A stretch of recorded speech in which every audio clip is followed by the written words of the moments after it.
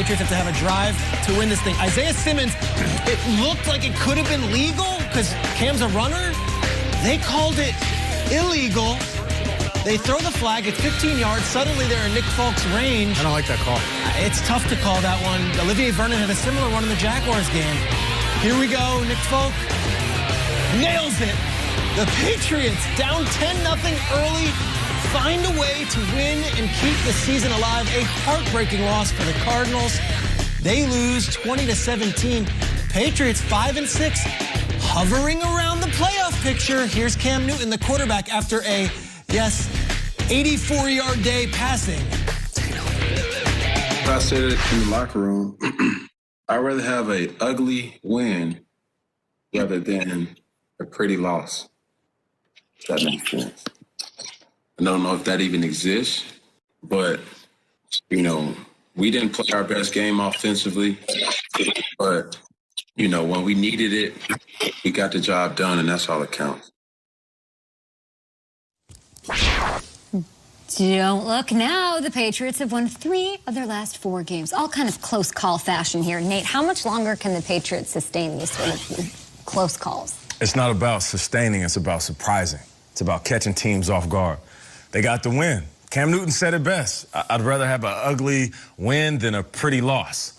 You know, they're sitting back and they're probably getting phone calls from the travel agents. After this game, they can say, you know what? No, I'll call you another week. Yeah, let's wait on that vacation. And that's where they're at right now. And I'll say this. Don't let the Patriots get in the tournament. They're one of those squads. Great experience in the coaching staff. They have vets that are hungry, and they're led by Cam Newton, who wants to rewrite the narrative of what people are saying about. You trust him more than the Bucs in the playoffs? No, the Bucs are a much better team. But when you get in the playoffs, anything. Give the travel agents a break. They're making a living as a travel agent in 2020. Here's the impression yesterday of the game. I'll do it right now. All right, they're down, and then Undertaker!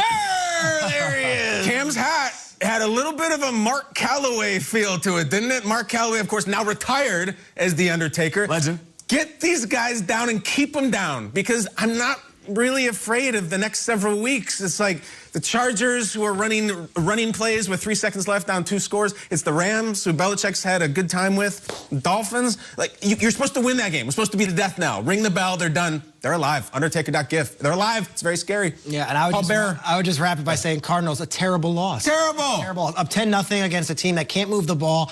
The late hit by Simmons all apart. But like Zane Gonzalez, how many times is Zane Gonzalez going to miss a big field goal? We talk about him a lot on the show. We mentioned his name a lot, and it's never really that good. Yeah. Bad loss for the Cardinals. They're a DeAndre Hopkins Hail Mary away from losing 3 straight games. Ooh, well said. We'll get into some of those. I mean, just disappointing losses is like a theme of the week. We've got one more ahead tonight. Now, we have all the highlights from Week 12. Ian Rappaport standing by with the late head coach. Listen closely to what Bruce Arians has to say after this loss. Football is so much about that, being in rhythm and staying in rhythm and finding your rhythm. And I think as we keep going forward, you know, we're learning more and more about ourselves, about what we need to do. And going to get back to work and try to do a lot better job the last quarter of the season. Yeah, I've seen us get better throughout the season. And, yeah, we just got to win the next one and stay in this playoff hunt. And everybody tried to hand us the Lombardi Trophy in August. You know, you just don't throw guys out there with names. You got to practice. You got to learn to get in sync with each other. That takes time. A little bit alarming to hear that they're not quite meshing yet in Week 12. I will say this, Shregs, they fought hard in the second half. That was an improvement, but they came out flat like they did a couple weeks ago against the Saints. Yeah, what'd you hear Arians say there? Everyone tried to hand us a Lombardi Trophy in August. Who's he talking about? Could we get the Dream Weaver sequence from Wayne's World? Sure. That the NFC champions appearing in the Super Bowl in Tampa will be the Tampa Bay Buccaneers. I'm in. Strap those bottle rockets to my rollerblades and let me ride. So for the NFC, I got the Bucs. This is Tom Brady, man. Like, you think Tom Brady would have left New England to not have a chance to hoist that Lombardi once again? Guess who I have representing the National Football Conference in the Super Bowl? The Tampa Bay Buccaneers. I think the Tampa Bay Buccaneers are also going to be representing the NFC. Yeah, that's good. Looking tan, looking happy, and looking positive on the Buccaneers. The three of the four of us all chose the Buccaneers to represent the team Super Bowl. Bruce Arians is basically saying... Talking to us? Yeah, he's talking like, everyone did this. We didn't do this. Like, we didn't hand ourselves. We didn't say we were going to the Super Bowl. We didn't do this. You guys did in the media. I don't know, 7-5. Brady, that score was a 3-point game, but it didn't feel that close. If I had to do a redo, I'm not sure I would change my pick because I just am too stubborn to do that. But I certainly wouldn't think right now that that team that I've been watching the last 3 months is doing anything in Tampa in February. No doubt about it. If I could do a redo, I probably would change my pick. I probably would choose the Saints. This sounds like a second. Oh, yes, but as I say, you know, I would change to the Saints. I know Saints fans are sitting back right now. We don't want you, Nate. It's too late. You always hate on us, which I don't. I just feel like you guys blow it in the playoffs. Am I wrong? Well, why do you think they'll win now? That's why I said I wouldn't change it. I'm going to keep my pick. Stick with the Bucs. I'm stick with the Bucs, just because I'm stubborn as well. But when it comes to this team, you listen to what Bruce Arians is saying. He's saying, you know, we have to practice and we have to learn each other. And I said last week, you still got time. Yeah. It's November. You got all of December. You still got time to figure it out. This is where you start to become who you will be in the playoffs. And there's a fear that there's not enough practice time left. There's a fear that what if one guy is on the COVID list and you got to shut it down and you're doing everything virtually? What if all of this precious time that you may need, all this classroom time, on the field time, what if you just don't have enough time, Bruce?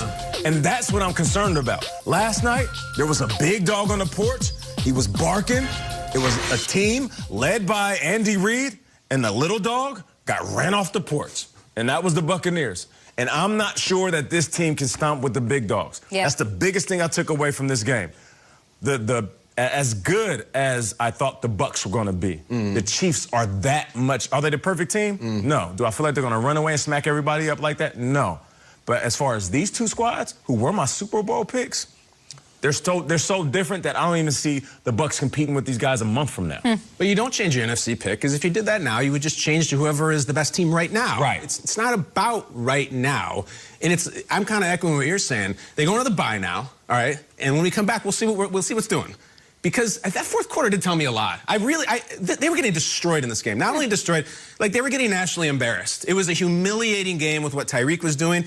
And they fought, and they got Evans going, and they almost stole the game. I didn't know they had that in them. That tells me a lot. So go away, and let's see what you come back with. Let's see, because this entire season for the Bucs is about trust that they will get it together. Trust in the coaching staff. Trust in Brady. If they don't, they're gonna be one and done in the playoffs. They're gonna be wild card done. What? I'm not selling though. I'm not selling. Despite they've lost 3 out of 4 games, they look discombobulated. I just still think too much talent and still enough time to win a couple playoff games, 1 or 2 playoffs. I'm not selling. It'd be very easy this morning to be like, enough with them. I'm sick of them. They suck. They lose. I'm not selling. I still think they can get this thing together. The Raiders almost beat the Chiefs, and you were like, no moral victory, but something happened in the fourth quarter. Yeah. It's the talent. I appreciate that. I want something promising. I know they have the talent. Yeah. I didn't know they had the onions and the spine. Okay. They showed both. I like that. Now they have that bye. Let me read you guys their schedule the rest of the way. Vikings, Falcons, Lions,